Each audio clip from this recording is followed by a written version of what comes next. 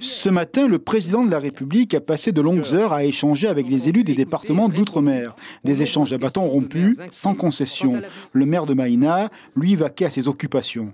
Aucun élu du Pacifique n'a été invité à ce grand débat national, comme un peu de déception tout de même, ici à Tahiti. Le débat national doit s'étendre à l'ensemble du territoire national. Et jusqu'à preuve du contraire, nous faisons partie du territoire national. Donc il est convenable d'associer l'ensemble des maires de Polynésie française.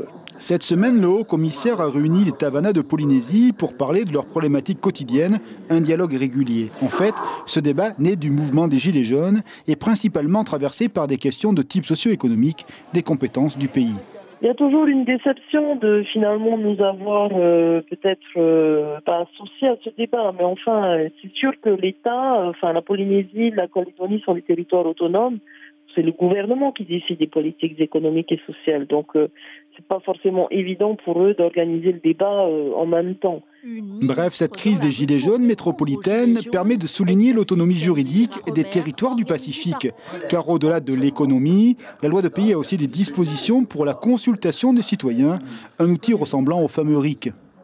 Par exemple, de la possibilité d'organiser un référendum, c'est dans la loi organique de la Polynésie française, c'est au gouvernement ou à l'Assemblée d'organiser un référendum ici. Nous avons déjà un genre de RIC ici en Polynésie française. Donc, en fait, nous ne sommes pas en assimilation législative et cette réunion concernait essentiellement l'outre-mer en assimilation législative, donc les départements d'outre-mer. Pour être complet sur les raisons de cette absence au débat, il faut rappeler la tenue des assises des Outre-mer l'an passé. À l'issue de cette concertation, une feuille de route avait été tracée. L'information en continu sur Polynésie la première, Internet et réseaux sociaux.